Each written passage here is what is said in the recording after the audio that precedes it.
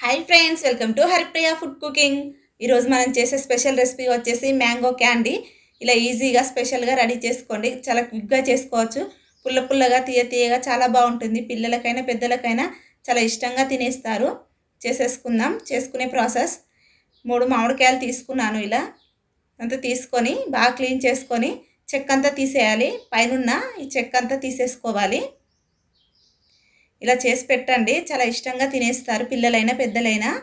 ఈ సైజులో పీసెస్గా కట్ చేసుకోవాలి. మరి పల్చగా కూడా కట్ చేసుకోవద్దు, కొంచెం మందంగానే కట్ చేసుకోవాలి. అప్పుడు మనకు క్యాండీ అనేది చాలా టేస్టీగా రెడీ అవుతుంది.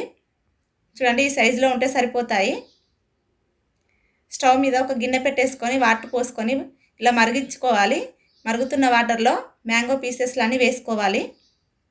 ఇలా మ్యాంగో పీసెస్లన్నీ వేసుకొని ఉడికించుకోవాలి. త్వరగా ఉడికిపోతాయండి. మరి బాగా కూడా ఉడికించకూడదు. ఇలా లైట్గా ఉడికించుకుంటే సరిపోతుంది. మరి ఎక్కువగా కూడా ఓవర్ కుక్ చేయకూడదు. ఇలా తీసేసుకొని వేరొక గిన్నెలోకి వేసేసుకుందాం.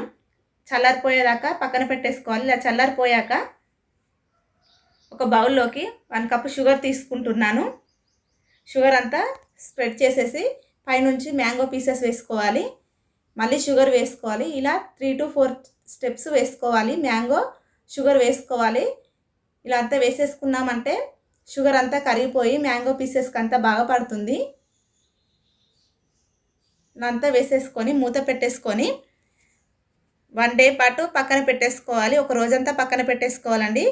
1 డే తర్వాత చూడండి, ఫ్రిడ్జ్లో అయినా పెట్టేసుకోవచ్చు, లేదంటే బయట అయినా పెట్టేసుకున్నా మనకు షుగర్ అంతా కరిగిపోయి ఇలా మ్యాంగో పీసెస్కి అంతా పడుతుంది. ఎండలో ఆరపెడుతున్నాను నేను. ఇలా ఎండలో అంతా ఆరపెట్టేసుకోవాలి. ఫ్యాన్ కింద అయినా పెట్టేసుకోవచ్చు అండి. ఎండలో అంతా ఇలా ఆరపెట్టేసుకుంటే మనకు డ్రై అయిపోతాయి. చాలా ఈజీగా క్విక్గా రెడీ చేసుకోవచ్చు.